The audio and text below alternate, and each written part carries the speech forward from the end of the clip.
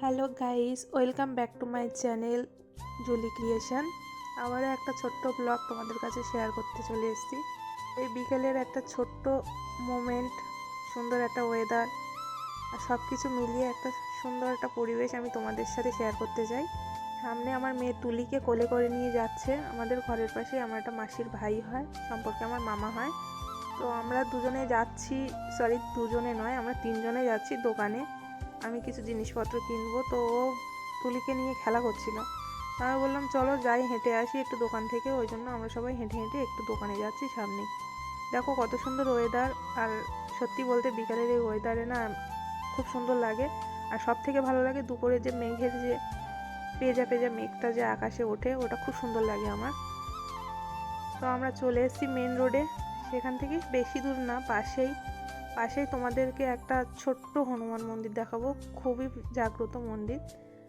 আমি যখনই বাইরে যেতাম বা কাজে যেতাম, কাজ থেকে ফিরতাম, আমি সব সময় প্রণাম করি। এখানে পাশেই এই দোকানটাতে আমি যাব আমার মেয়ের জন্য কিছু জিনিসপত্র নেওয়ার জন্য। প্রথমেই আমি বলে দেই যে আমি এমন কিছু নিচ্ছি না, ওই জন্য আমি স্কিপ করলাম ব্যাপারটা। তারপর আমি চলে এসেছি আবার ফেরত, ওই জন্য দেখাচ্ছি আবার ওয়েদারটা তোমাদেরকে।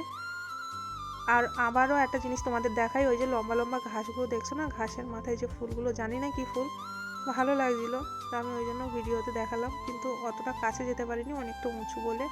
আর এই ফুলগুলো দেখো কত সুন্দর লাগছে, আমার তো ভালো লাগছিলো বেশ, ওই জন্য আমি তোমাদের সাথেও শেয়ার করলাম। এই ফুলগুলো না আমি অনেক জায়গায় দেখেছি, কিন্তু আমি কোনোদিন এতটা কাছ থেকে অনুবীক্ষণ করে দেখিনি। তো আজকে দেখলাম, ভালোই লাগছিলো। এটা না বেদানা গাছ, একটা ছোট ছোট বেদানা হয়েছে। পাশে একটা মন্দির আছে, মন্দিরের সামনেই বেদানা গাছটা। আর এখানকার গরুগুলো দেখো সবই এইরকম, অনেক বড় বড় হয়, বাছুরগুলোও খুব বড় বড় হয়, জানি না কী গরু।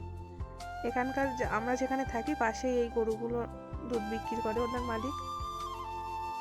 তো আরেকটা জিনিস আমি তোমাদের দেখাচ্ছি, সেটা হচ্ছে এই ফুল গাছটা।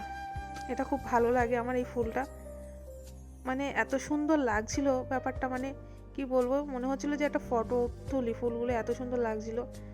আর চারিদিকে সবুজ সবুজ, তার ভিতরে হলুদ ফুলগুলো খুব সুন্দর লাগছিল, একদম সূর্যমুখী ফুলের মতো। আর এগুলো জানি না এখানকার লোকেরা কি চাষ করেছে, এগুলো তোমরা যদি জেনে থাকো অবশ্যই কমেন্টে আমাকে জানিও। চলে এসেছি আমাদের ঘরের সামনে, এই যে দেখতে পাচ্ছ, এটা সবাই তোমরা চেনো, কি ফুল তোমরা জানো, ধুতুরা ফুল। আর এই ফুলটা আমাদের বিশেষ করে শিবরাত্রির সময় বেশি প্রয়োজন হয়, আমাদের দিকে তো পাওয়াই যায় না, ভোরবেলায় দেখি সব উঠে যায়। আর এগুলো না এখানকার কি ফুল জানি না, এরা ঠিক মাথায় দেয়, মানে গাজরা টাইপের করে মাথায় দেয়, কিন্তু কি ফুল বলতে পারবো না। তোমরা যদি কেউ জেনে থাকো অবশ্যই কমেন্টে জানিও। কোনো স্মেল তো আমি এই ফুলটার পেলাম না। সো ফুলটা খুব সুন্দর দেখতে, বেল ফুলের মতো, কিন্তু বেল ফুল নয়, কি ফুল অবশ্যই কমেন্ট করে আমাকে জানিও। তারপরে আমরা ছাদের দিকে চলে গেলাম। ছাদে একটা সুন্দর মোমেন্ট আছে, যেটা আমি তোমাদের সাথে শেয়ার করব। চলো আমার সাথে দেখতে থাকো সম্পূর্ণ ভিডিওটা, অবশ্যই ভালো লাগবে। যদি ভালো লেগে থাকে অবশ্যই লাইক আর কমেন্ট করে দিও। তো এবার ছাদে যে জিনিসটা আমি তোমাদের সঙ্গে শেয়ার করব, সেটা হচ্ছে একটা সুন্দর, মানে সুন্দর একটা প্রাকৃতিক দৃশ্য, যেটা তোমাদেরও ভালো লাগবে আশা করি। আমার তো খুবই ভালো লেগেছে। এই যে সামনে দেখতে পাচ্ছ যে চাঁদ উঠেছে, সত্যি এত সুন্দর গোল হয়ে চাঁদটা উঠেছে, আর পাশে যে মেঘটা না, আমার খুব ভালো লাগছিল। আর তারপরে উপর থেকে যখন এক ঝাঁক পাখি উড়ে যাবে আরও সুন্দর লাগে। ব্যাপারটা হয়তো আমি মোবাইলে অতটা ক্যাপচার করতে পারিনি, কিন্তু চোখে দেখাটা খুব সুন্দর লাগছিল আমার। তো যাই হোক, বিকেল হয়ে গেছে, সন্ধে হয়ে গেছে, আমরা এবার নিচে যাব, কারণ অনেকটা ঠান্ডা ঠান্ডা হাওয়াও দিচ্ছে। তুলি আমার কোলে আসার জন্য জেদ করছে।